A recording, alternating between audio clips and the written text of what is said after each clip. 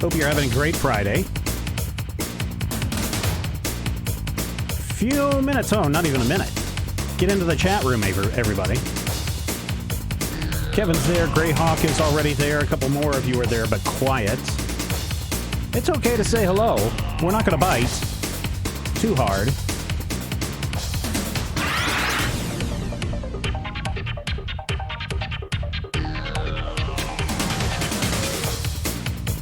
Well, hello, Vince.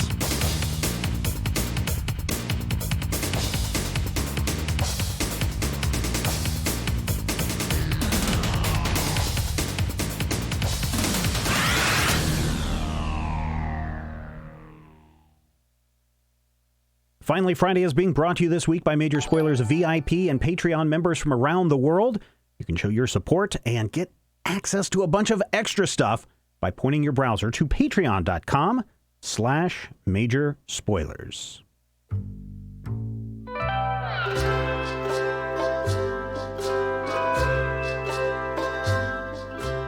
It's Friday, and it is good to be back on this Friday. Comic-Con is coming up next weekend. We'll talk a little bit more about Comic-Con a little bit later. Also, I've got some questions and some thoughts about Stranger Things Season 3 and Season 4. We'll stroke our beards and think about Season 4. No spoilers, though. But it's been a couple of weeks since we've had a chance to sit down and talk with one another. Well, also, Greyhawk, probably don't want to just shout out your full name right there in the chat where everybody can see it. But that's okay. Thanks, Will, for being here this week. Malone is there. Hello. You can go by whatever name you want. So where was I for the last couple of weeks? I know during the summertime, a lot of people have the opportunity... A lot of people have the opportunity to take a little bit of a vacation. And I kind of had a semi-vacation, I guess, last week. And that's why we didn't have any podcasts. We didn't have Finally Friday out last week. And this goes back to things that I've talked about. And if it's, what is it, the Dad Podcast, I think is what the podcast was. I was on this like a couple of weeks ago, talking about supporting your kids and supporting them with everything they do. And many of you know, if you've been following Finally Friday or you've been following Major Spoilers, heck, for the last 13 years, you know that I have two boys. One of them is just now 12, I think. Yeah, 12. And the other one is 8. And the 12-year-old, the boy, as you will see me refer to him on social media and on shows like the Major Spoilers podcast, is really into soccer. And I think that he's a really good soccer player. A lot of other people agree with me. He's been going to soccer camps and been doing soccer since, I want to say, like 3 or 4 years old. We got him interested in the rec commissions, the local recreation commission's soccer program, and then that turned into traveling soccer, and hopefully next spring that will turn into middle school soccer, and he will be hopefully on that team. A lot of people have said, oh, not a problem, he's going to be on that team. But, you know, parents constantly worry, what if there's another kid that's better than him? I've heard some horror stories about the coach and maybe dismissing people because he doesn't know who they are. So I've been, for the last year, trying to encourage the son, hey, make sure when you're there, make sure you talk to the coach, make sure the coach knows who you are by name, make sure he sees some of your talents, etc. Be involved in as many things as you can be. This past week, he was doing something with the high school. He was in a soccer camp with the high school coaches, so that kind of helps out as well. But last week, he was involved in Real Madrid's soccer program that they travel around and do these soccer programs with some of the coaching staff from Real Madrid. And so it's something I guess they do every year. It does kind of cost a little bit of money, but we got him into that. And the problem was my wife could not get off work. And my other son, the sidekick, the youngest, who does karate, he has karate practice. More on that in a little bit. So we kind of determined about a couple of months ago that I would be the one that would have to go to Kansas City to, you know, watch him during this trip. Yeah. Now, we didn't go to Spain. Don't worry. That might be coming up later. We got a little email notification today saying, hey, next week we're going to be reaching out to some of your kids who we think might be worthy of coming to Madrid to participate in an international program. We'll see how that goes. But so I was up in Kansas City for the entire week. Kind of babysitting. I mean, it's just being a dad, right? So in the morning, I'd have to get him up early in the morning. We got up at like 5:30 in the morning, got breakfast, got ready, got loosened up, went to soccer camp, and he did that from like 9 until 3.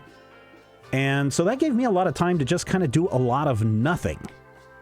And I say a lot of nothing, and some people might be going, well, you could have been doing podcasts. No, I really couldn't have.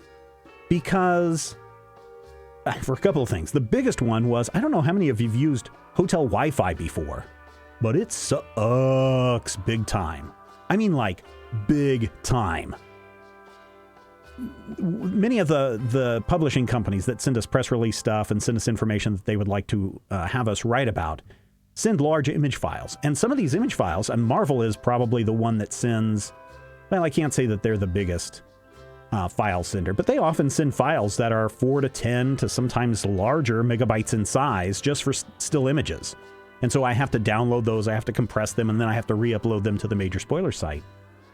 Some of that was taking forever to do, and trying to get new comics from the publishers downloaded and off to our reviewers was incredibly tedious.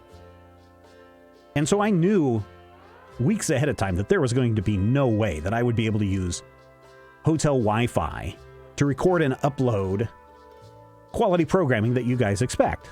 I mean, sure, we could have done a really crappy program, but I don't think you would have appreciated that. Plus, 3 o'clock in the afternoon, I've got to go get the boy, and from 3 o'clock until 11 or whenever he decides to go to bed, I'm kind of in charge for making sure that he is entertained.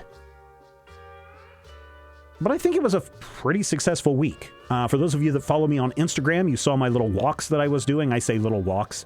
Ashley Victoria Robinson was saying, oh my God, I can't believe you were walking 6 miles a day. I typically walk 4 miles a day. And so I found this really cool walking path behind the hotel. And it was really cool. So I was like trying to push myself to walk a little further to see how far I could get on this trail. And I really enjoyed that. That was really good.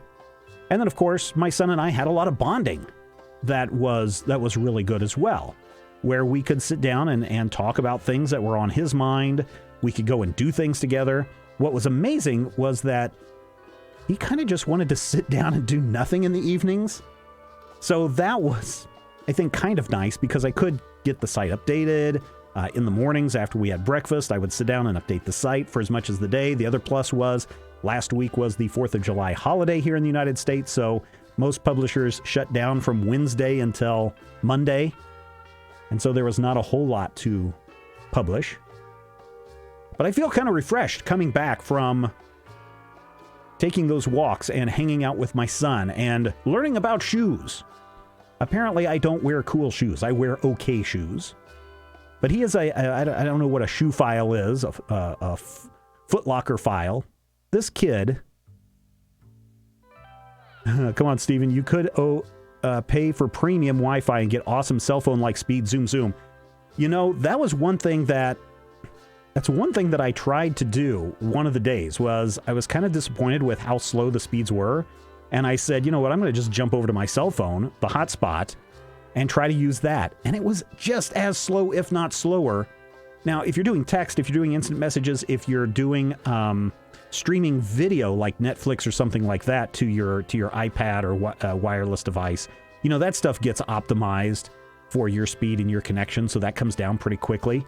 But man, I have tried this multiple times just using the Wi-Fi hotspot to try to update the site, and it is painful, to say the least. I don't know what style of shoe I wear. That's probably the biggest problem, Vince, is that I wear shoes that cover my feet and feel comfortable and don't give me blisters when I go on 6-mile walks. I'm sure they're from Nike or from Reebok or from Adidas. They're from one of the big companies. It's not like they're Kmart specials. It's not like when I was growing up all through high school that my mom would just go to Kmart and find whatever the cheapest shoe was and say, there, that you can run in those. But I was really blown away by my son's knowledge of shoes because on the 4th of July, camp got rained out. There was lightning and there was no way that they could continue with all the lightning strikes that were going on. So he was done early. And of course, the mall was going to close early. And so he's like, hey, can we just go to the mall and look at shoes? I'm like, okay, whatever, man. And there are like six shoe stores in this mall in Overland Park, the Oak Park Mall. And so we went over there, and this kid is just, I mean, he is a whiz in knowing what all the latest styles and all the latest shoes were. He would go and ask some of the clerks, I guess, that were working in the store for a particular style or brand, and they'd kind of look at him like, I don't know what you're talking about, kid. I guess, let me go. And they'd type it in and have to look it up and say, oh, yeah, we have those or we don't have those. And then we went to a Foot Locker. This was like the last store. I think it was a Foot Locker, and he goes in, and the woman comes up, and she's like, oh, what is your son looking for? I'm like, you know what? You're going to have to talk to him because he knows exactly what the shoes are and all this stuff. And she's like, I'm sure you do. And kind of asks him a couple of, like, I don't want to say it was like fake a geek girl type questions, you know, like when Dude Bros go and question people who say that they're comic fans, like, oh, really? Well, what issue did Superman first appear in? She kind of asked those kind of questions to him. And boom, he came right back at her with the right answers. And then he started asking her about all these questions. And she's like, oh, you really do know shoes. You must go to sites like this and that. And she rattled off some popular shoe sites. He's like, yeah. And then she pulls a pair of shoes off the shelf. And she goes, oh, how about these? He goes, wait a minute. I thought those were supposed to be exclusive Toy Story shoes. And she's like, yeah, but we've got a few pair of them. And I'm like, no, we're not spending $200 on a pair of Toy Story 4 exclusive shoes. And she just kind of looks at me and looks down at my shoes, and she goes, where did your son get all of his knowledge about shoes? And I'm like, oh, I can assure you, he got it all from my wife. But there was supposed to be a pair of shoes that he was really had his heart set on. And we had gone to a Dick's Sporting Goods. I have to say Dick's Sporting Goods because otherwise there's too many jokes. There's actually a big, giant Dick's Sporting Goods store near where the hotel was. And in years past, I always kind of, make the joke that makes all the kids laugh and my wife roll her eyes.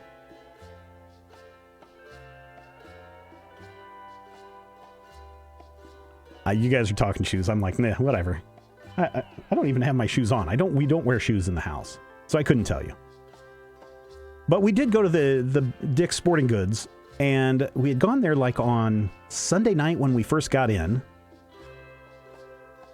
And he had asked for a particular brand of shoe, which was out. I don't know. They look really kind of cool. I'm not really keen on all the colors that were in them, but the guy goes in the back and says, oh, yeah, we have those shoes for your size, for the kid's size. He goes back, he shows them. He's like, look, you can try these on. We can't sell them to you until Friday because that's the official launch date of these shoes. And so we kind of had an agreement, this unspoken bond between father and son, that if he did really good this week at the Real Madrid soccer camp, that Dad might buy him a nice pair of those shoes. So Friday came, he was done with Real Madrid soccer, which he said was a great experience. And I can't blame him. Anytime you get to train with international soccer coaches, I think or trainers or whatever they were, I think that's a really good deal. And if you can support your kids in those kinds of things, I think you should support them as well. So Friday afternoon, he was done. As soon as the closing ceremony was done, he's like, Dad, let's go. I want to get cleaned up, and then we're going to go to Dick's Sporting Goods. I was like, okay, yeah, sure, let's go do this, because I needed to get a new hat. I like these, I call them sweating hats.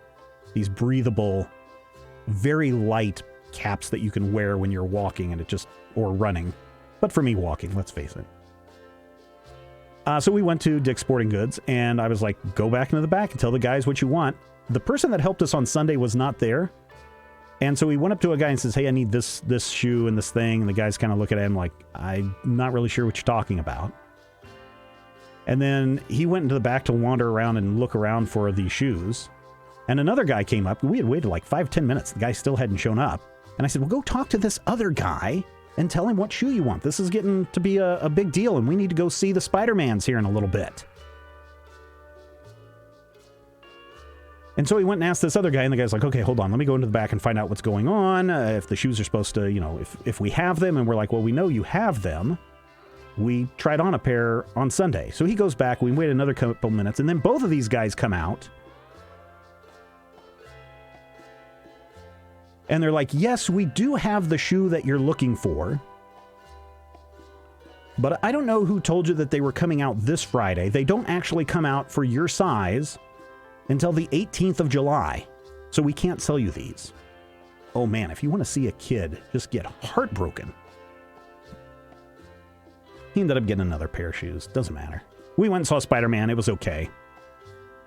But one of probably the most interesting things, something that I haven't done in forever, is I binged Stranger Things seasons 1, 2, and 3 back to back to back. In fact, I timed it out to where when I was done with Stranger Things season 2, the next day was July 4th. And I could start on that show as soon as I dropped him off after I did my walk. Nothing was going on the site. I had nothing else to do. All my favorite restaurants were closed for the day. I started watching Stranger Things season 3. And over the course of that day, just because places were closed and we couldn't go and do a lot of things, I was able to get through that entire season in a single day. I know, that's incredible for me. That is a vacation for me, sitting down and binging Stranger Things season 3 in a single day. And I gotta say, without any spoilers, Stranger Things season 3 is far superior. Far, far, far superior than season 2, which I consider a piece of crap.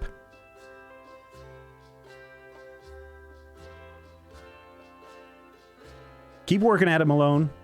You'll get it. Episode 4, season 3. It just keeps getting better and better and better.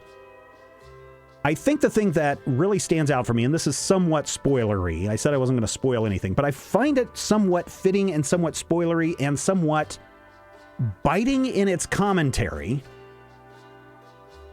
that this season focuses around this place called the Starcourt Mall.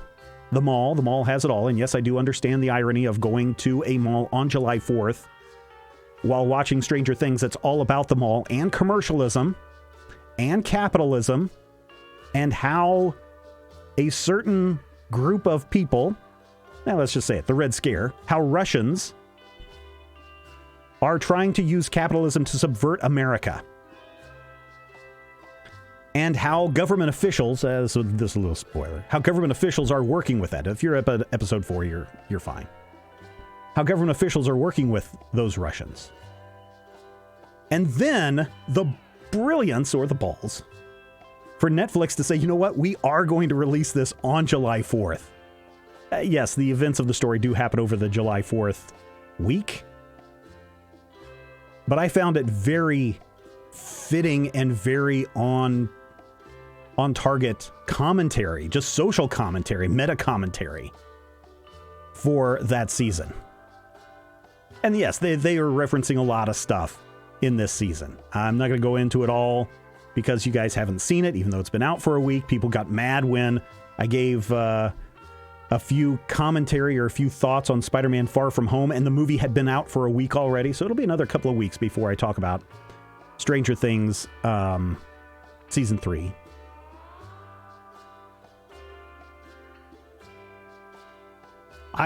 It's interesting, J. Michael T. I do want to talk, and I've kind of talked about this a couple of times, and I kind of talked about it on this week's Major Spoilers pre-show. For those of you who are patrons at patreon.com/Major Spoilers, I have some thoughts and commentary on what makes a movie feel, or a TV show feel like they're actually getting the time period in which the movie was made. J. Michael T. says, by sheer coincidence, I watched Super 8. That's the, what's his name? J.J. Abrams movie. Don't get that confused with 8mm. But he says, I watched Super 8 the week before, and season 3 of Stranger Things went back to what made the movie and the first season so great. Humor in the retro look. That's true. And I have some thoughts on that and some things that really started to irritate me in the first episode of season 3 that they did kind of correct themselves on. But it's something that I think we as a society kind of overlook, and it may be even more of a commentary on... I'll come back in a few weeks. If you follow me on Twitter, I talked about it on July 4th.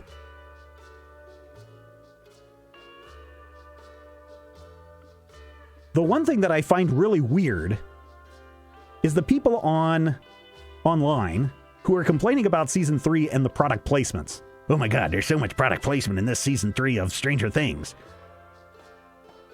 And it's just like, okay, first of all, product placement is a big deal. Not necessarily just for a modern day show, but for the 80s, for those of us that grew up in the 80s, and I am a child I was born in the 70s, but you come of age in the 80s.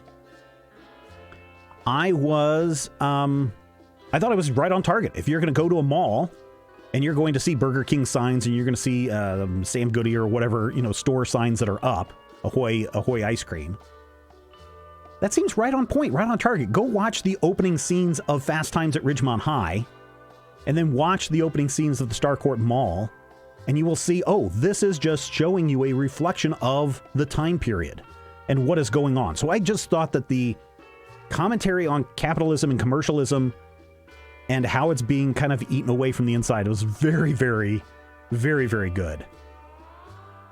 Let's see. You are on point with your comments. Become a patron and you will know what he's talking about. Winky, winky face. I was craving a Slurpee as soon as that one came up. I don't know, do they even make Slurpees anymore? I know that we, here at we have a local company gas station, and they have something called Snowballs, and it's basically the same thing as a Slurpee, but you can make it out of whatever flavoring that you want. My favorite are the lemonade ones, but you can get Coke and Pepsi and Dr. Pepper and Mountain Dew and all that kind of stuff. But I do remember the Ices. We didn't have Slurpee. Well, I guess we had 7-Elevens, but, I don't mean to always disparage my parents, but they were, what's the nice word? Frugal throughout my entire life. So 7-Eleven may have been a little bit too expensive to go into and buy something called a Slurpee. But those icy drinks that you could get at the Kmart, still couldn't get any of those. So I never even had any of those kinds of treats until I was in college.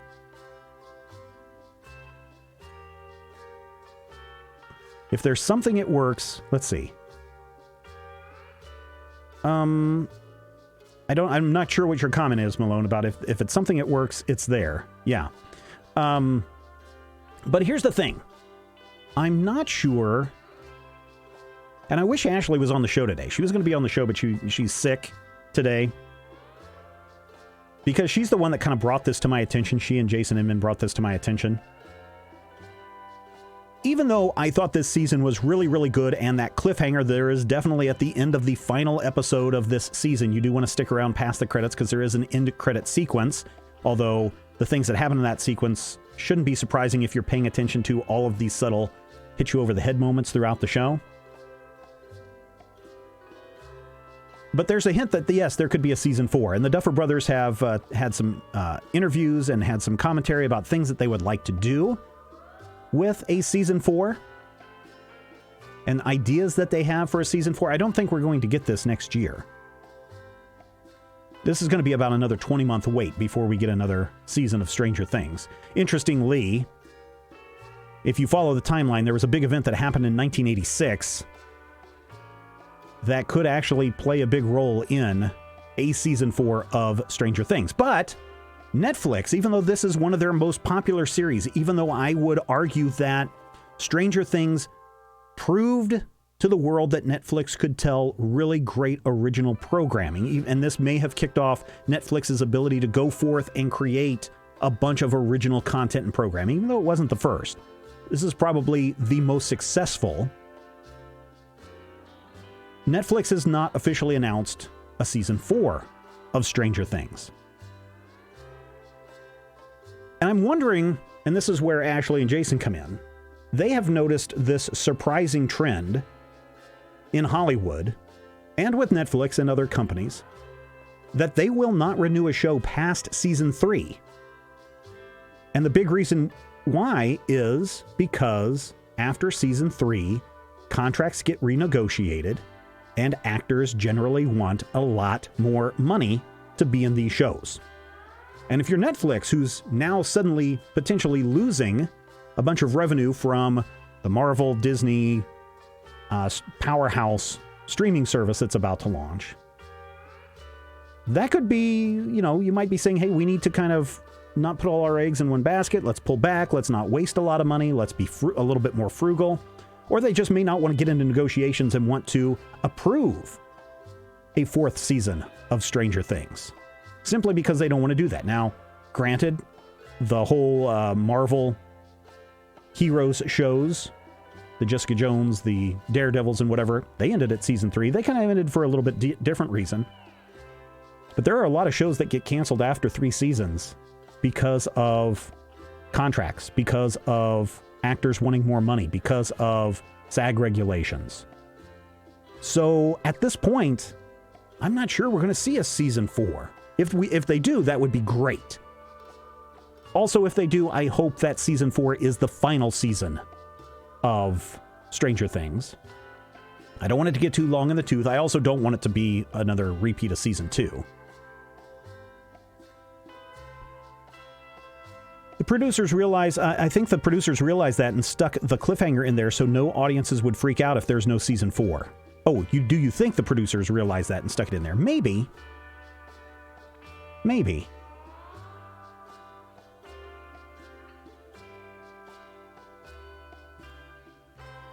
BoJack Horseman is one of my favorite things that Netflix has done. I think I've watched like one episode of that, and I didn't find it, personally, maybe I have to watch more than one episode, I didn't find it appealing. Of course, I've said the same thing about Rick and Morty, where first episode I ever watched, I was like, well, this is dumb. And then someone's like, no, give it a few episodes and look at the meta that they're talking about. And then I found it, okay, very, very clever writing. I've said the same thing about The Amazing World of Gumball, right? Where I just thought it was the stupidest show in the world until I actually sat down and watched an episode all the way through. And it's like, oh, wow, this is actually brilliant writing and very good animation, even though it doesn't look like it. So maybe I need to give BoJack another chance. So there's my thoughts on a 4th season of Stranger Things. I'm not sure we're going to get it, just because of the way Netflix negotiates with their shows. Now, some shows I'm really surprised that are back. I was surprised to find that there is a 2nd season of Babylon Berlin. I'm surprised that Dark has come back. I watched the first episode and haven't had a chance to watch the rest.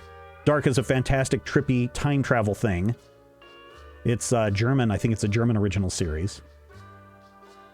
So there are shows that I'm really surprised that Netflix goes ahead with, and then there are ones that feel like they've ended too soon.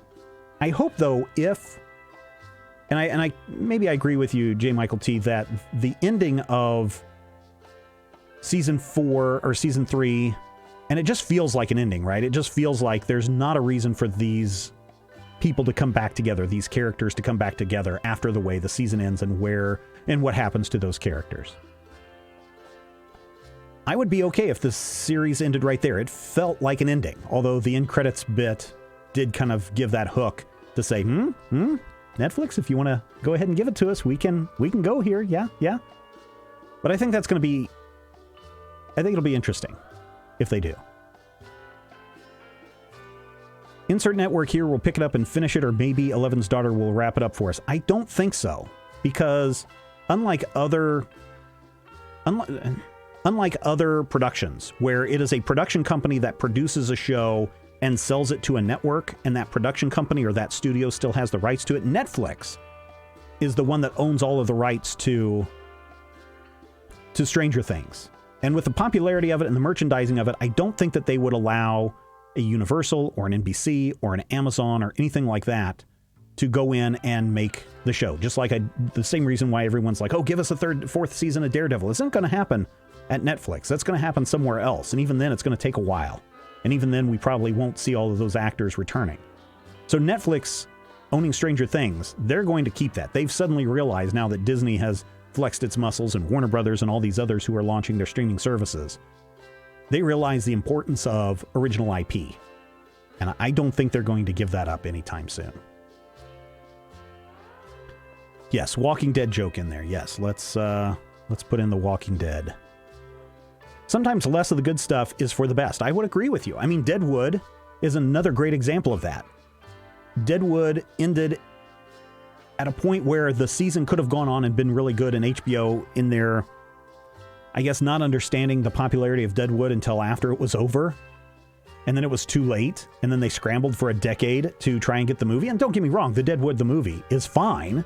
and it is a nice way to wrap things up, but it's a missed opportunity. And I don't think anybody is going to have another missed opportunity. But certainly, Season 3 of Stranger Things is a really good conclusion.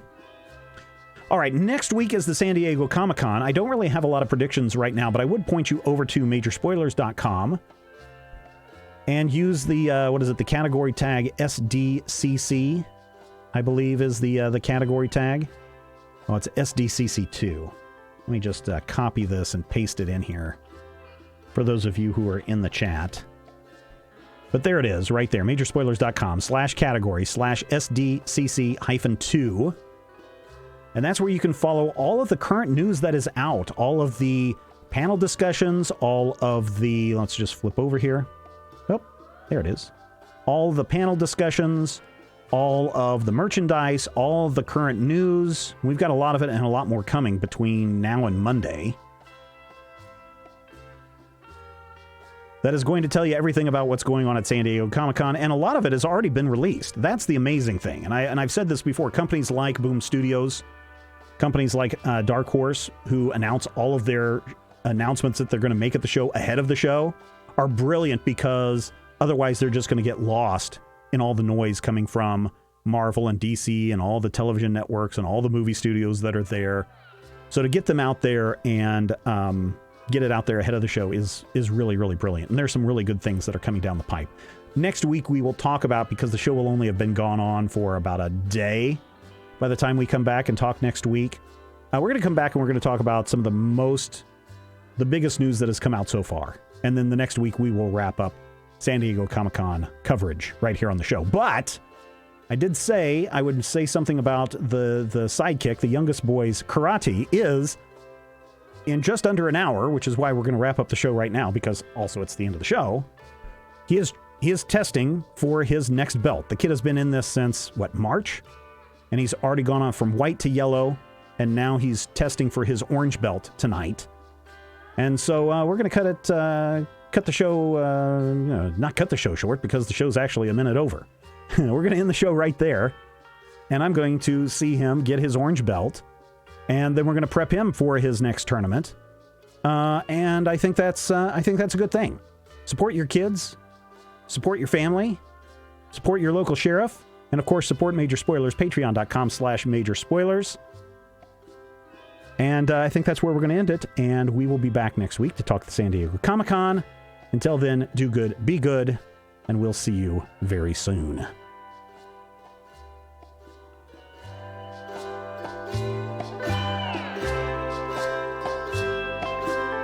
Awesome list of peoples. Look at all those awesome peoples. All of them patrons.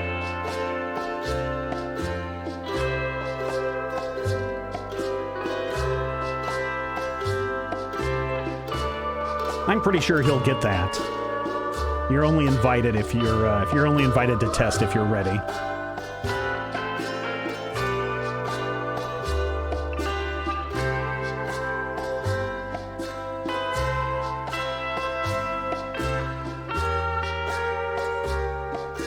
Thanks, everybody. Talk to you later. Have a good night.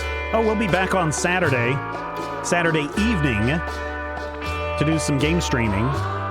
We're actually recording Critical Hit tomorrow.